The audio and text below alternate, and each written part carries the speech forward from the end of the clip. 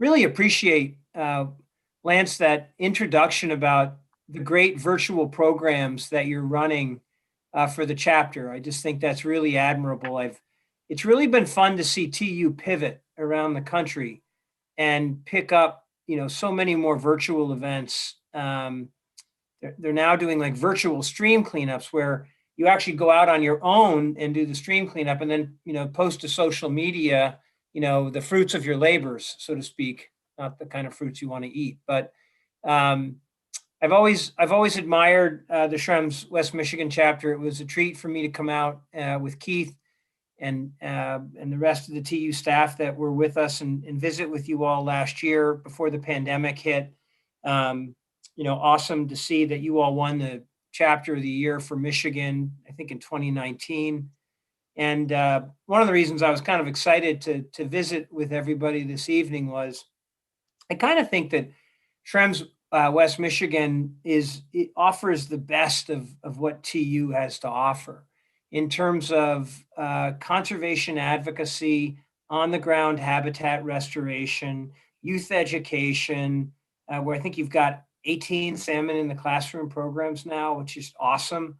And then the other part that is really just phenomenal to see is the growth of the volunteer hours. I think I looked at it really, and the fact that you have an annual report, you may be the only chapter that I'm aware of that does that. But, seeing the growth of the volunteer hours from 4,400 to 5,900, it's just awesome to see.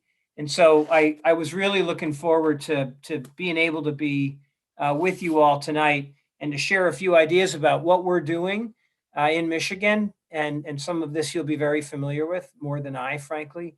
And then also talk a little bit about what the future portends for TU in Michigan at every level. And so let me now, I actually have a little presentation I want to share. It's only about a dozen slides, but let me open that up for everyone.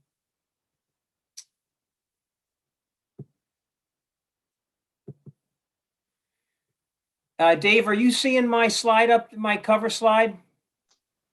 Indeed, yes, we can see that. Terrific, thank you.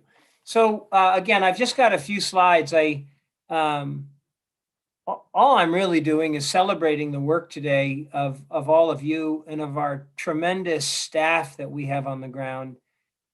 Interestingly, I remember meeting Nicole, who I believe was our first Michigan staff, probably more than a decade ago. I think also in a brewery. And this either speaks to something about the area that you all live or the habits and the haunts that TU staff attend. But we've been really lucky to have Nicole be really a pioneer for us on the ground. And she brought in Jamie, and then there's been a series of just tremendously talented staff that have come onto the ground. So what I'm going to do today is really celebrate some of their work, some of what you have made possible and been very much a part of. So let's see if I can move this slide here. So the first thing I wanted to do is talk about this project on the Ontonagon River. It's a typical TU project. It's a dam removal, on the east branch of the Ontonagon. And the reason I wanted to share this slide is that I've often said that TU staff and volunteers are alchemists. And in the Greek version of that, it was the study of turning lead into gold. And we don't do that, but what we do is turn relatively small amounts of money into much, much larger amounts of money. And that funding allows us to scale projects in a way that very few other organizations can do. And I can't tell you how important this seed funding is, because we take the seed funding. In this case, this project was led by Heather Shaw and Jeremy Geist. Heather Shaw is now working in that area. But it allows us to pay for his time.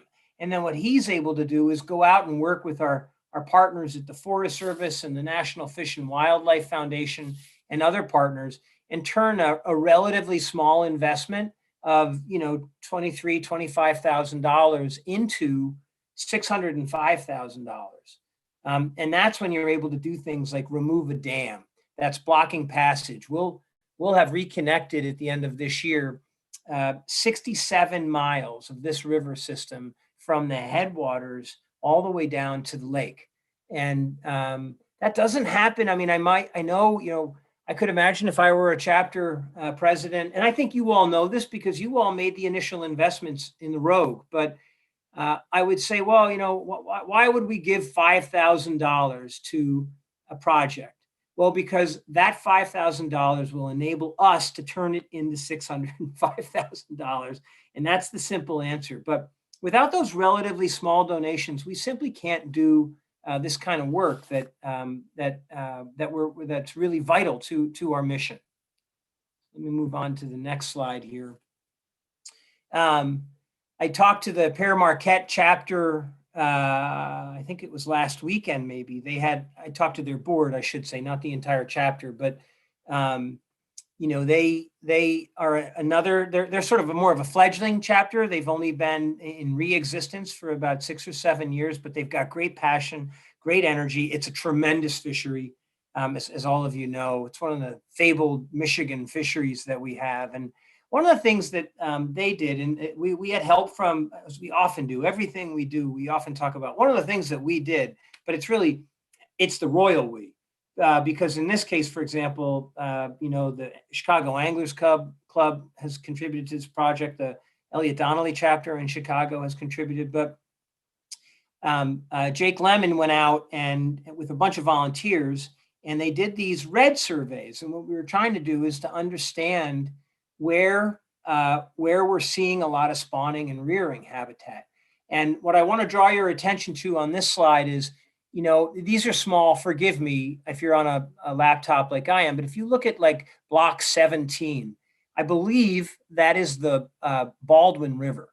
And it shows, and the darker the segment, the more reds were observed.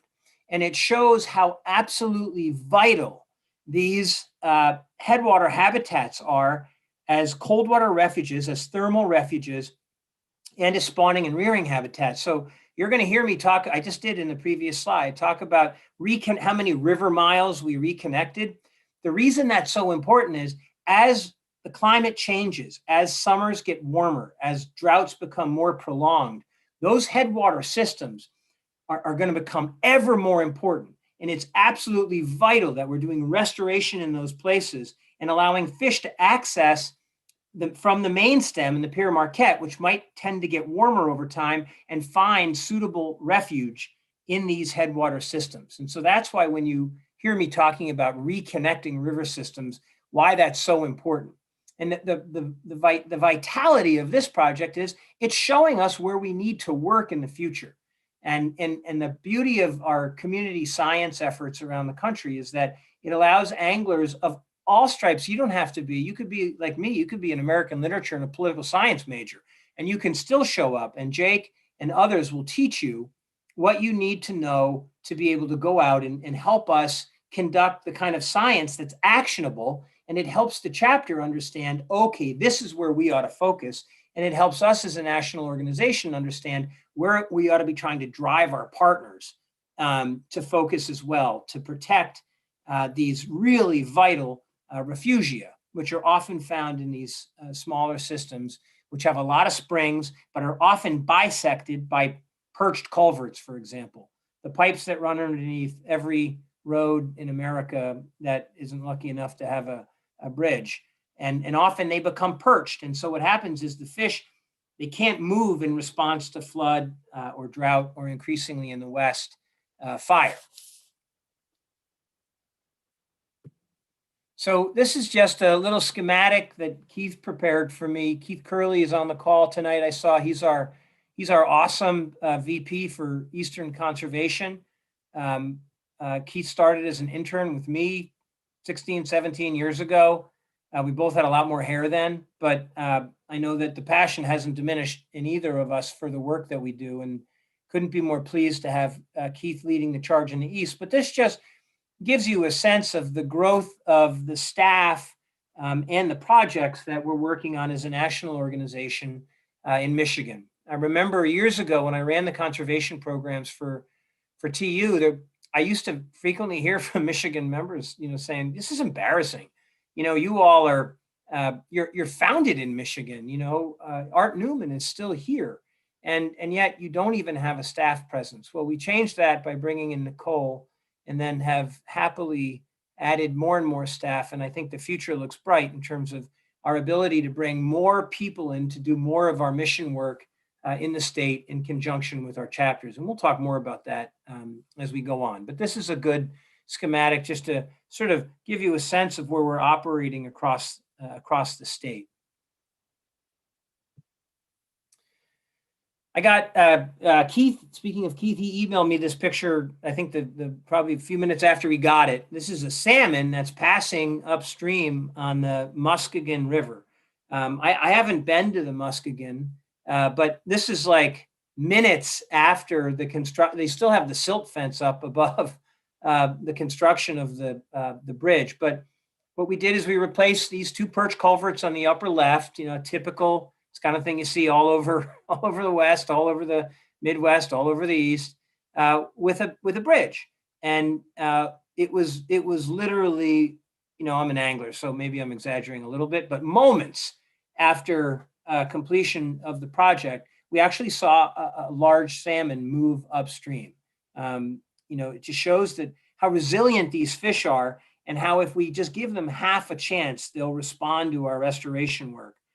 We've reconnected something like 20 miles of habitat in the Muskegon, and it's a large river. But this project was actually done on a little tributary called Bigelow Creek, and so the reason I wanted to call out this Bigelow Creek, and I assume all of you know this and are probably angry at me for mentioning this publicly. Dave, maybe you could edit the next 30 seconds out if you're going to make this public. But I want to read for you what I read in a DNR report. They said that at 550, there's 550 pounds of fish per acre. It is the highest brown trout biomass ever recorded in the state of Michigan. So this is a phenomenal fishery, and it has phenomenal potential. And again, I think this is the kind of project where you have a larger river system that might warm up in the summer, but if we can provide refuges in places like Bigelow Creek, these fish have a bright future.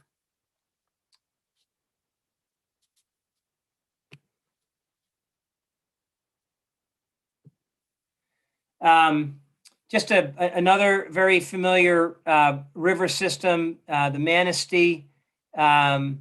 We've been working really closely here with the Forest Service and other partners. What you see here is in red are the areas that have been reopened, and the little circles are these probably, in most cases, perch culverts or small dams, unneeded, obsolete dams, that our intent is to remove those.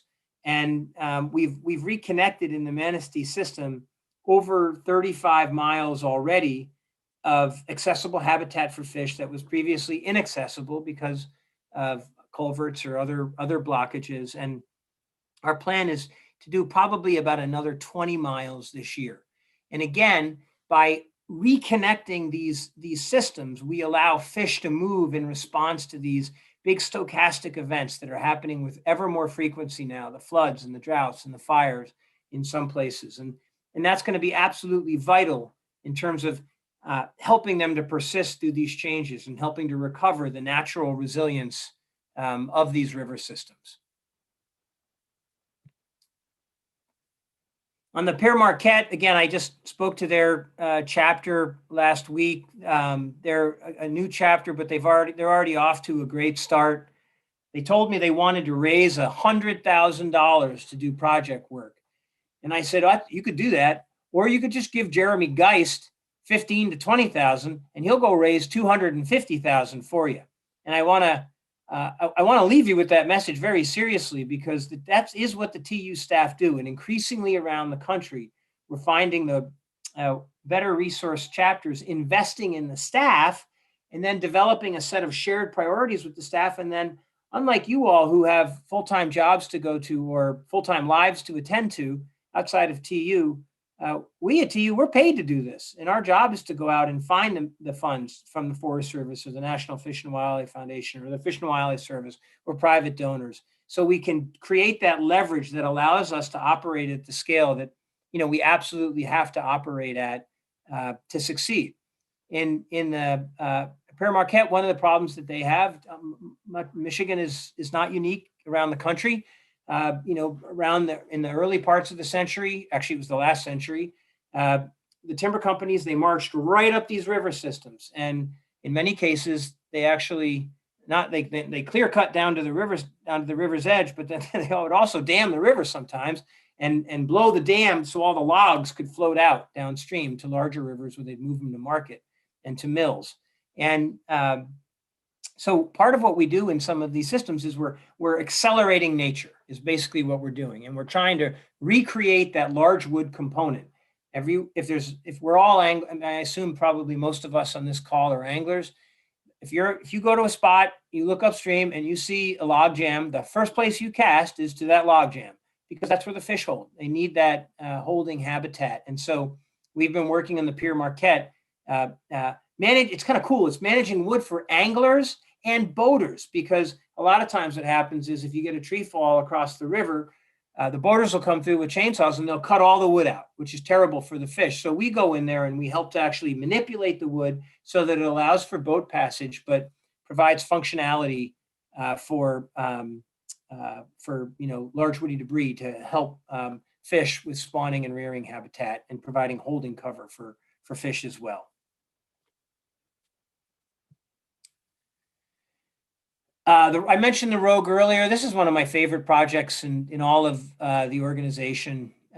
It's just such a cool demonstration of the potential and the power of TU. We've planted over 17,000 trees in the watershed. We've got another 30,000 that we're planning on doing. And I just have to take a big old tip of the hat to you all, because you were all there at the birth of the Rogue River Home Rivers Initiative. And one of the things that I think makes this project so unique is we have taken, I think the number, I'm going to probably get this wrong, but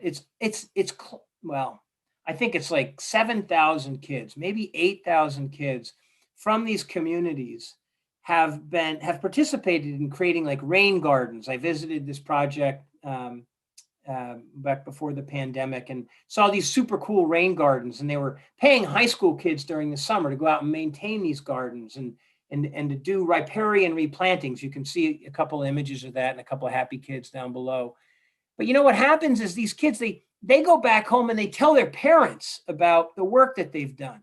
And many of these kids, they're from disadvantaged communities, but they will always remember the opportunity that they had to plant a tree and make a difference in the community that they live. And they're going to look at that river differently, and their parents are going to look at the river differently. And that's the power of this project. It's not only helping to restore the thermal cover that we need for these cold water systems in response to a changing climate.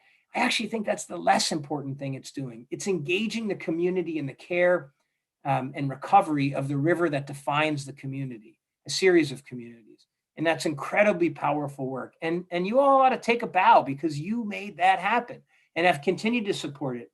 Keith told me the numbers earlier today, but I think you've contributed near $50,000 to help in this project work. And it's been a tremendous success. So thank you for that.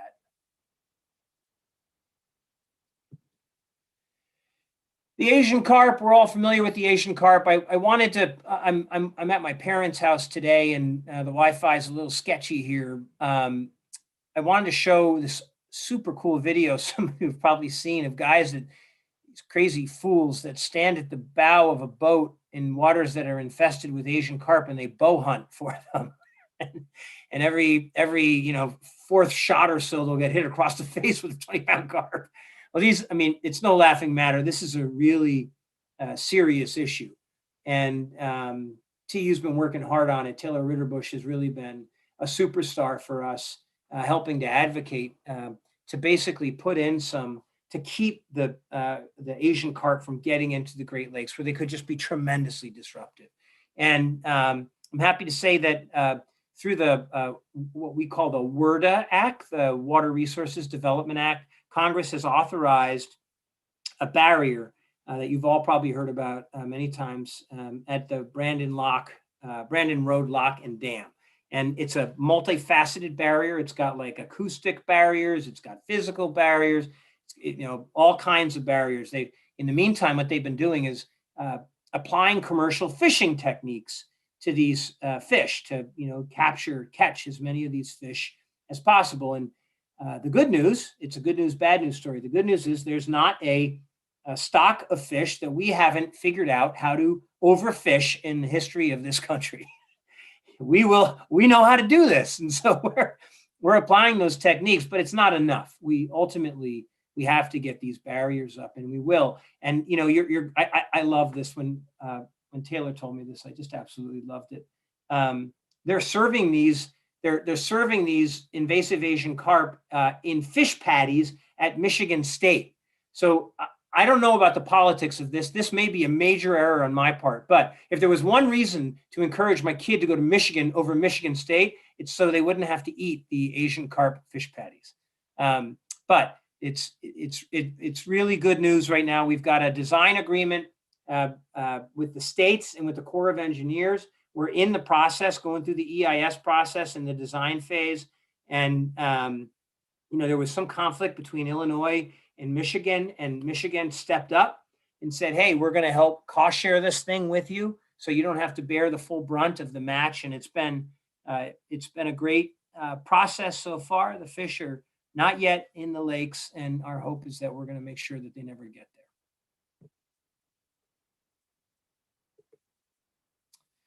there. Just a couple of advocacy pieces. It's TU is such an interesting organization. I belong to Ducks Unlimited and Rocky Mountain Elk Foundation and a few other wildlife associated organizations. And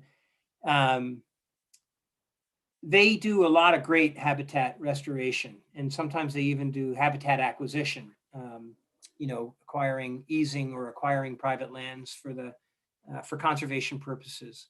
And then there's a whole host of other organizations like the Sierra that I also belong to, like the Sierra Club or the Wilderness Society or Natural Resources Defense Council, who are really good at advocacy. But there's only one organization that does on-the-ground habitat restoration, the kind that we've just been talking about, and advocacy. And the reason a lot of people don't like to merge the two is advocacy is tough. You have to take positions and you have to hold elected leaders to account. You have to explain to them why you think zeroing out the Great Lakes Restoration Initiative is a really dumb idea, which is what the president's budget proposed twice several years ago. And because we have created such goodwill in these communities around the country through the work of the chapters, through the relationships that you've all built, and also through our restoration work, we're able to leverage that work and bring people back to Capitol Hill in this case, or back to the state capitol, as is the case with the groundwater protection bill that's moving its way through the legislature. And we have credibility that others don't enjoy. We leverage the goodwill that we create through our on-the-ground restoration work into successes for advocacy. And I'm serious, the Trump administration, they wanted to zero out the Great Lakes Restoration Initiative for 2 years in a row. And I'm happy to say that we not only reauthorized it, we reauthorized it at a level that was higher than it was previously at before. And I remember there were several times back when we were traveling, when Taylor was back in DC, and I'd see him, trailing a group of Michiganders coming through the office who were all going up there to explain to their members of Congress why the GLRI mattered. And it's that kind of funding that allows us to do the kind of projects that I've already spoken of and that many of you are participating in.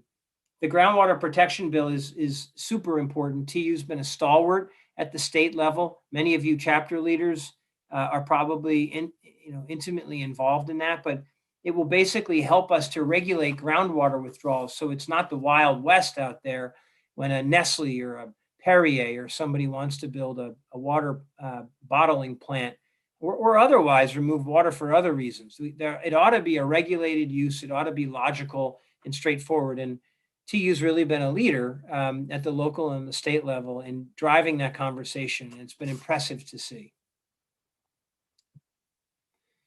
Just talk a little bit about science for just a moment, because we've got some just tremendously cool things that are happening right now.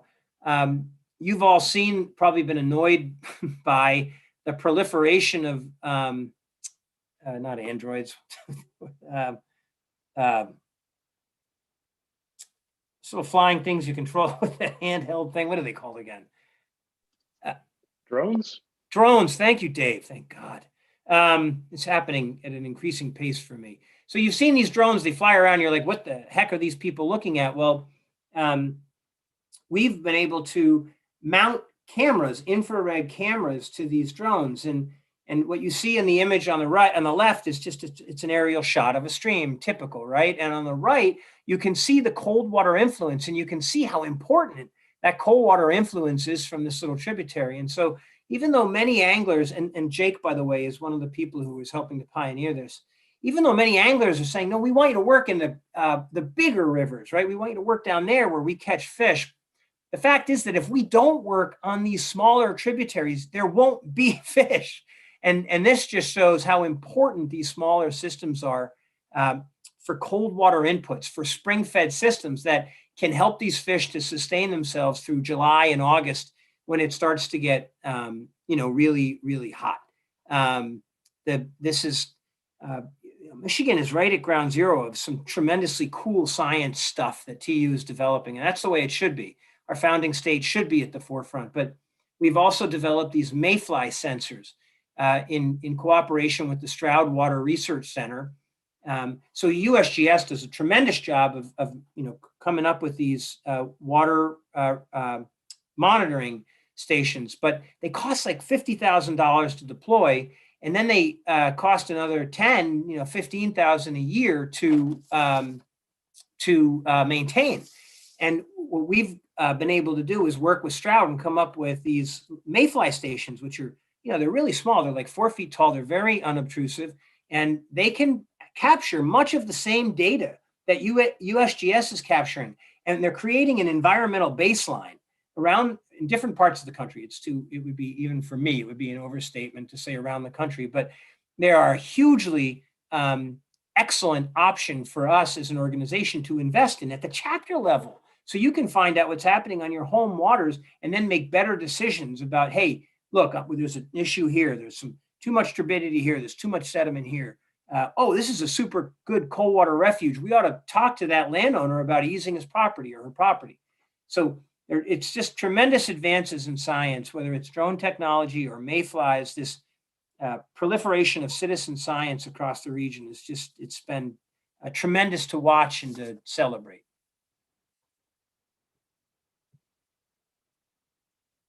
So I just wanted to share with you this shot. We created something called a brook trout conservation portfolio, and the idea behind the portfolio is that you want to manage species in a similar way to if you had a portfolio, that you'd manage your portfolio. You want to invest in diversity. You want to make sure your assets are diversified across the landscape. So you're investing in things like genetic diversity, you're investing in landscape diversity, you're investing in population diversity. And that allows the fish the best chance to withstand these big, as I mentioned earlier, these big stochastic events, which are coming more and more frequently, the 100-year floods that are coming at decadal intervals, the prolonged droughts that we haven't seen before, in some cases, the US, these fires. And so we're using tools like this to help us to better define the priorities of the organization over the next 5 years. And so, for example, Keith worked with the New Hampshire Council and took the brook trout portfolio for New Hampshire, and they were able to come up with, basically a set of priority waters that we want to really focus our energy on at the chapter level, at the national level, and at the partner level. And that's really important, because it's one thing to bring the chapters and the national organization together. I think there's obvious power in that. but we're leveraging tens of millions of dollars nationally, right? If we can make our priorities the priorities of the U.S. Forest Service, in the West, of the Bureau of Land Management, of the Fish and Wildlife Service, of the state fish and wildlife agencies, suddenly we're leveraging hundreds of millions of dollars, and we're operating at a scale that we've never before imagined. Now, the portfolio concept has important application in Michigan, but it's not going to be the same as it was in New Hampshire. New Hampshire, and forgive me if I'm offending any New Hampshireites that are here, but New Hampshire doesn't have significant wild fisheries. Michigan probably has the best, if not the best, some of the best wild fisheries in the country. And so we're going to have to overlay a wild fishery layer on top of the native fish layer. But the power of these kind of tools is to allow us to think about operating at scales that we've never been able to operate at before. And that's the thought I wanted to close with and leave time for questions. When I truly believe that right now, Michigan is in the same place that California was in 20 years ago. So 20 years ago, we had one staff person working on the north coast of California, working with some timber companies there. Louisiana Pacific had gone away. They walked away and left a mess.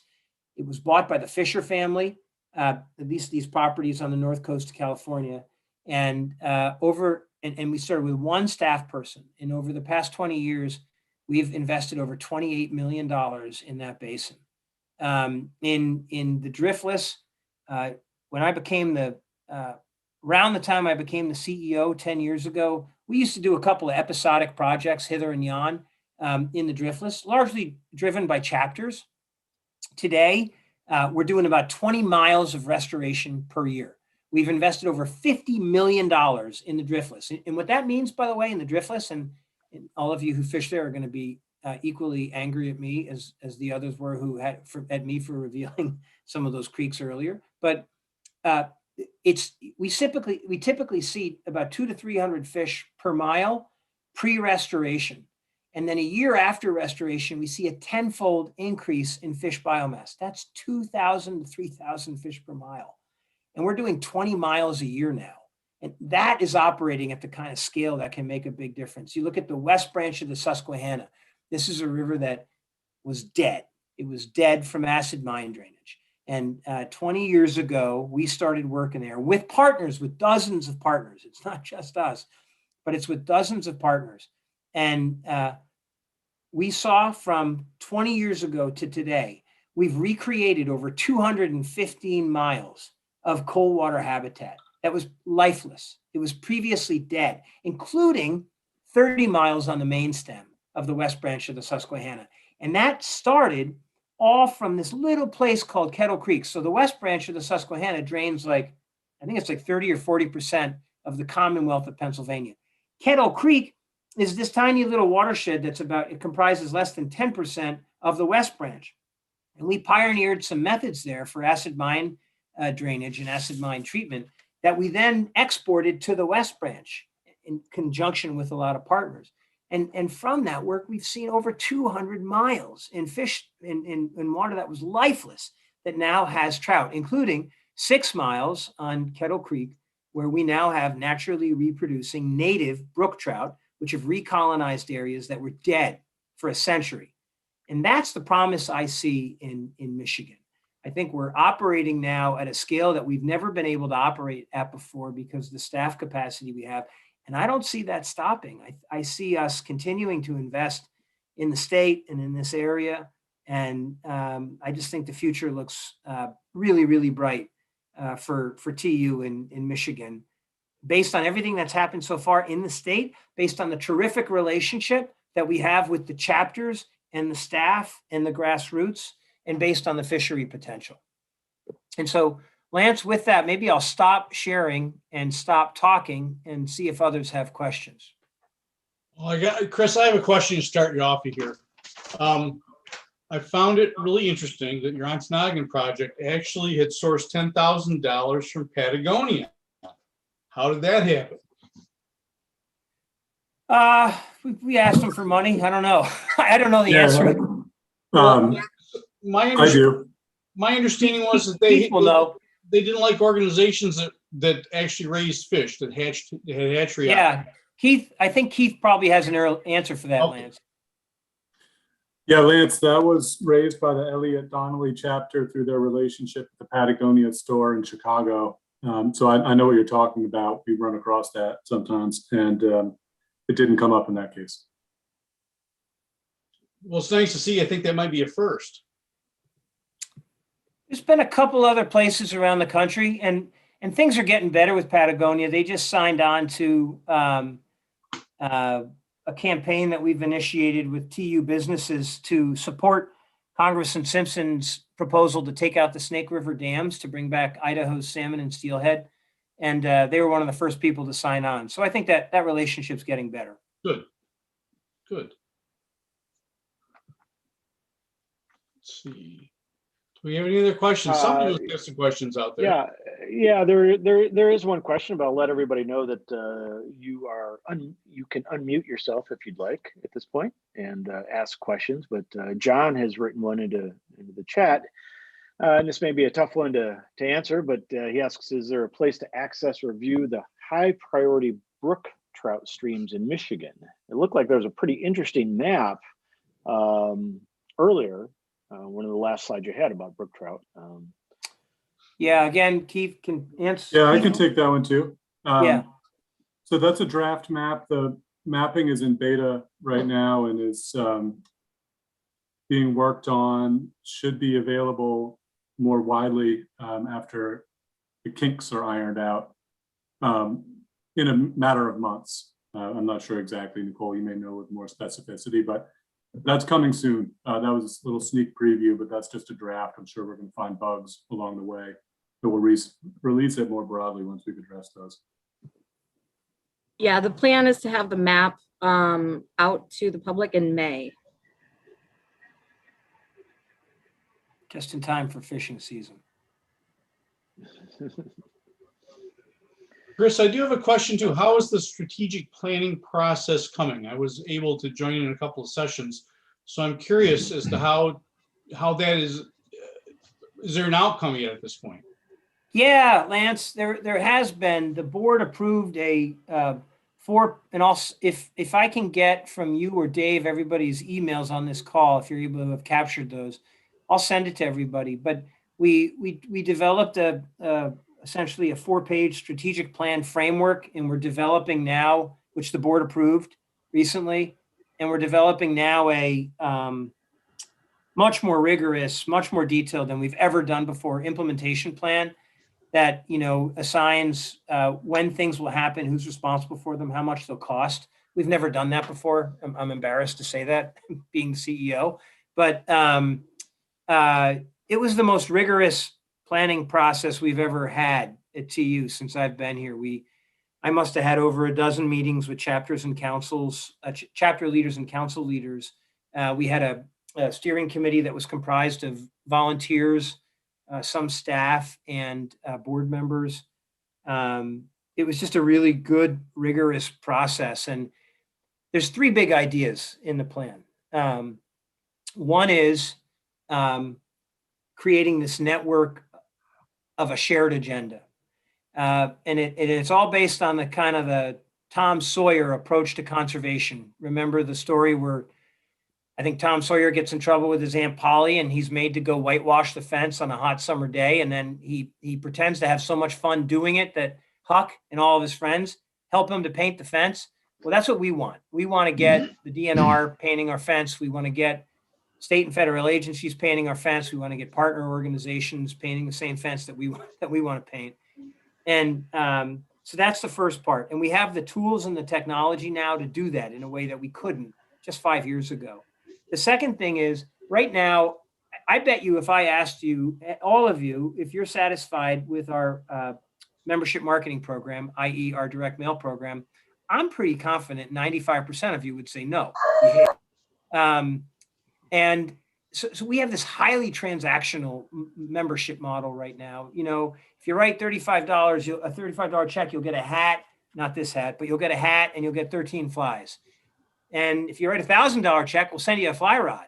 And it's purely transactional, and it works. We wouldn't do it if it didn't work. but it's really annoying. And one of the things I discovered this summer, virtually going around the country and talking to chapter leaders, was probably 70% of the people who show up for most of our chapter events, the community science stuff, the tree plantings, the stream cleanups, the restoration stuff, they're not TU members.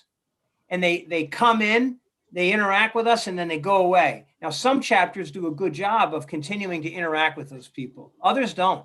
And we don't do anything with them.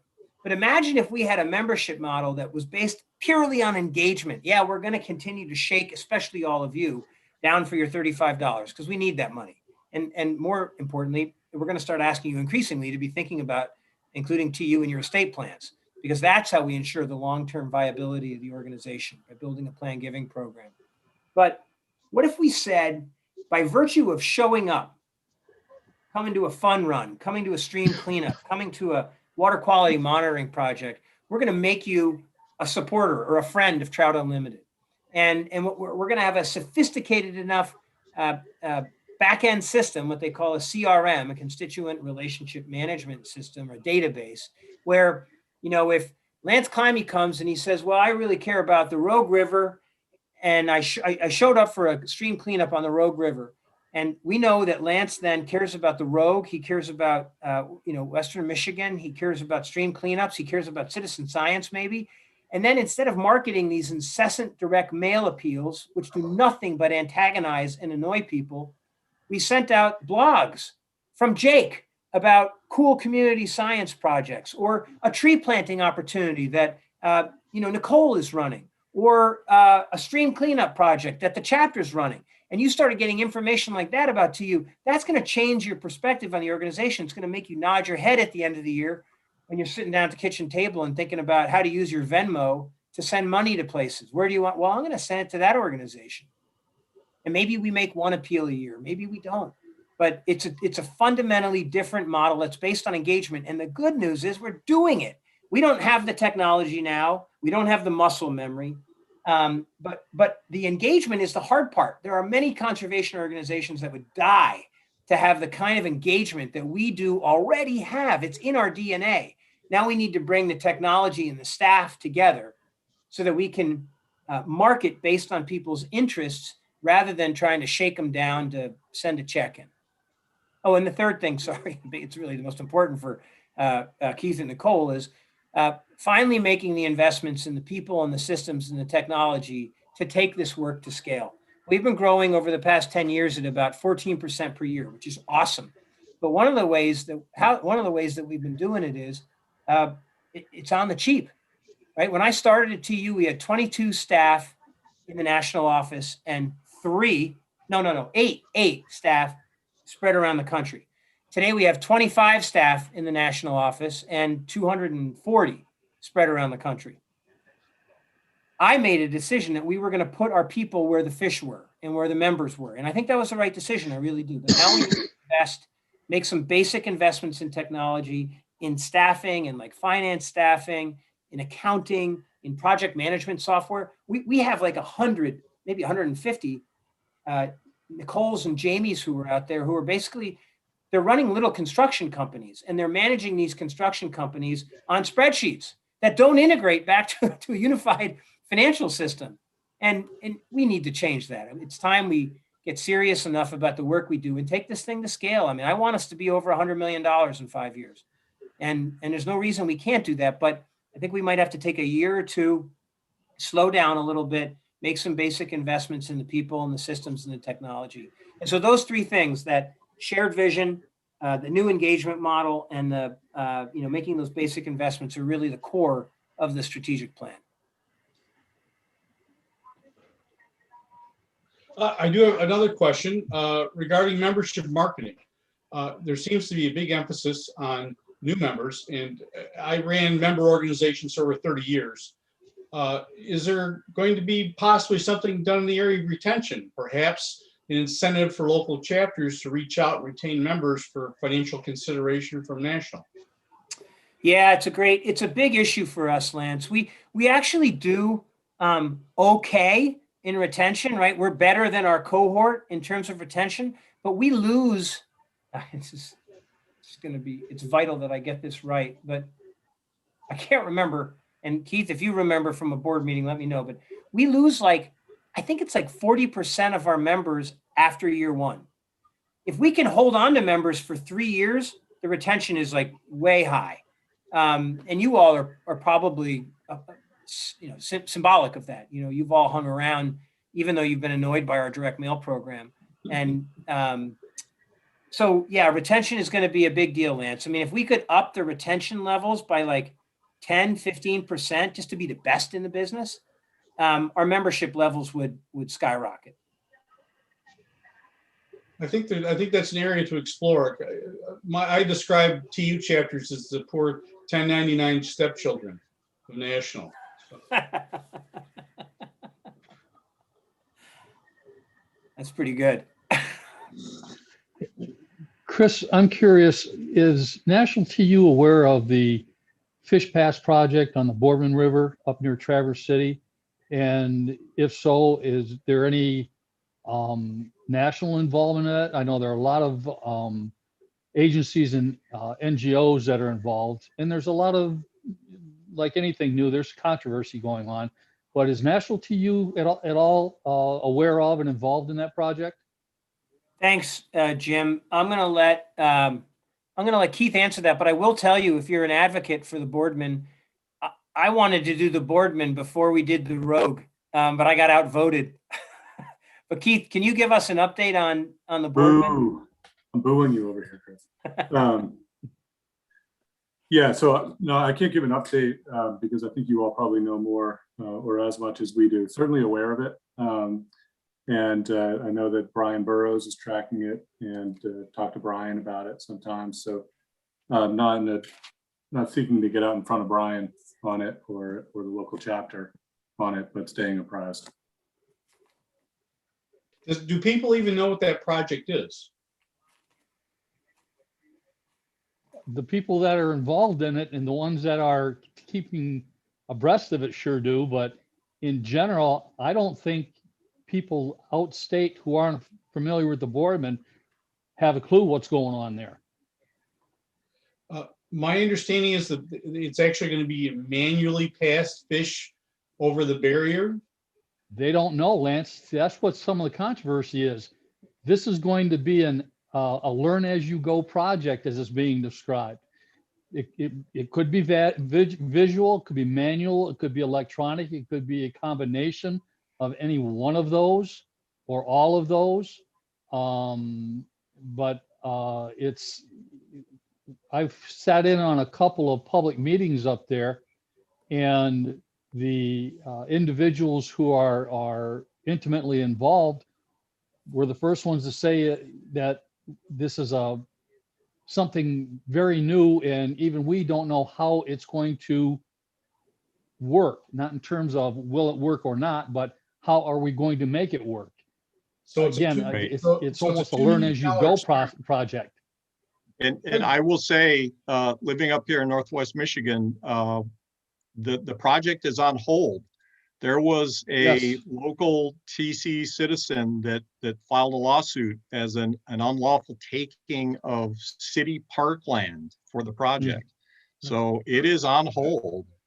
They were just about ready to go shovels in the ground, but for now the project's on hold. So we'll see what happens. But I think I think it's a good project. I think it's worthwhile. It's kind of out there methodologically, and how are the funds and how are they going to maintain it? A lot of questions, but obviously it's kind of a cutting edge project. But it was not sold very well to the Traverse City area. I think there's a lot of misunderstanding about what the project is and what it entails, which is too bad. It's too bad. And also, I just looked at the notes for the first time, or the chat. Forgive me for mispronouncing the Muskegon, right? Muskegon. Well, while we're on the subject of fact checking, we have people in the background who looked at Michigan State fish patties, and we're not so sure that that's the case. Wolverine patties, maybe. When do we start But fact checking anglers? There's no future in that. You know that. Come on. Yeah, No. right.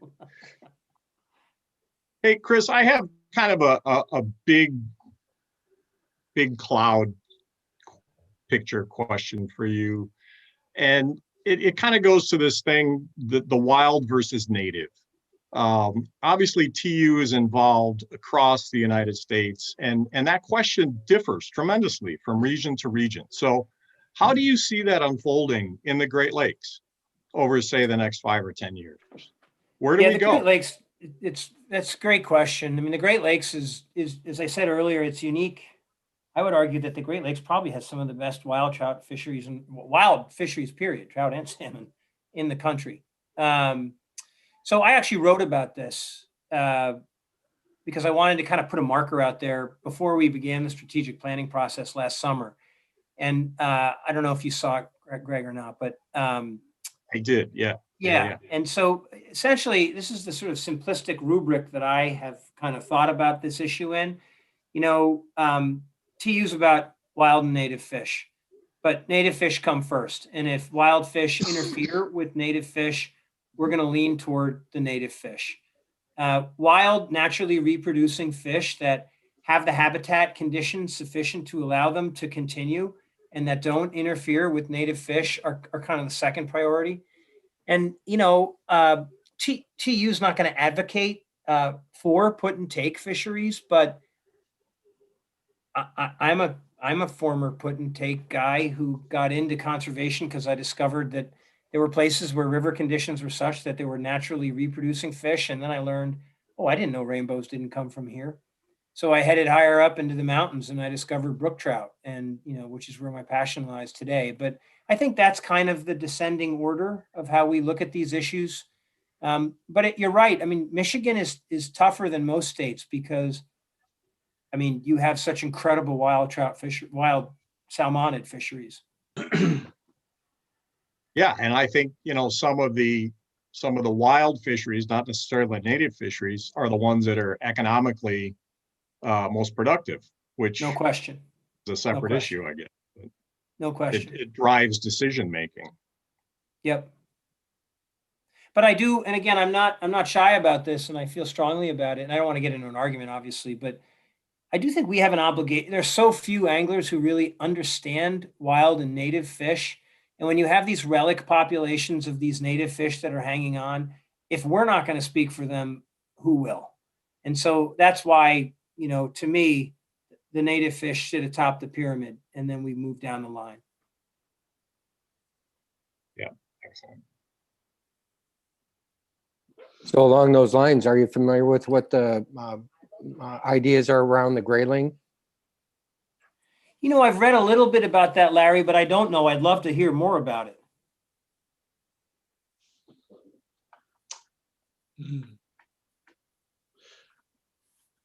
Chris, there's a question about what's going on in the White River. Has Jake brought you up to speed? Lemon? I bet you either Matthias or Keith. Or Keith, are you in the loop on that? If not, I can update of what's going on right now with that. Or Nicole. Yeah.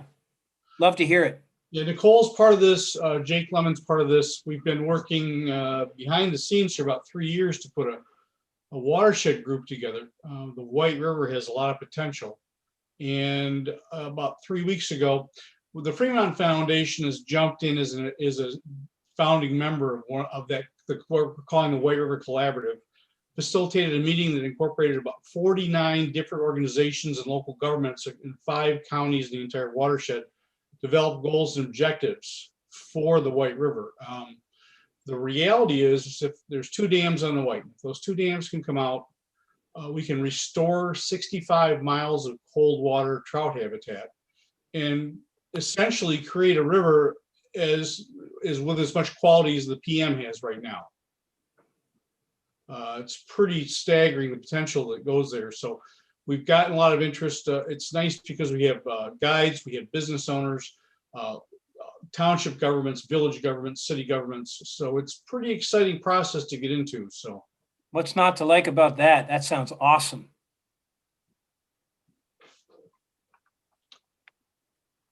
I got a question for you regarding marketing and attracting members and stuff like that you were talking about earlier. Maybe there's already one I'm not aware of.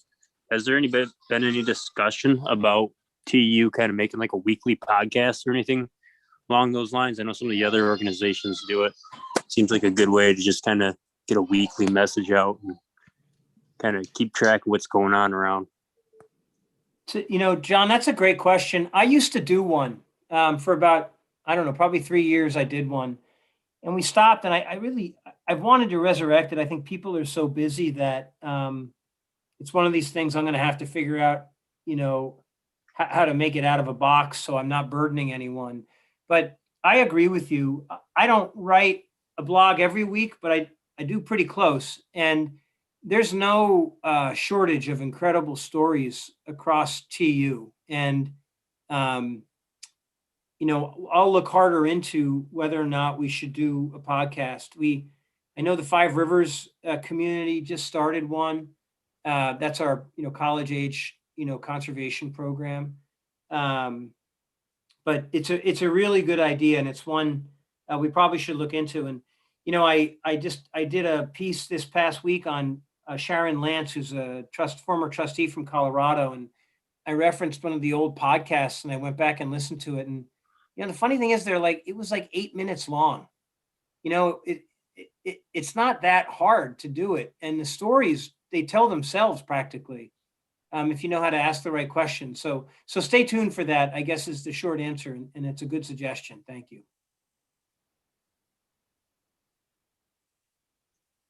now, Chris, or maybe Keith knows this better. You're currently looking to add 5 more staff in Michigan. Is that correct?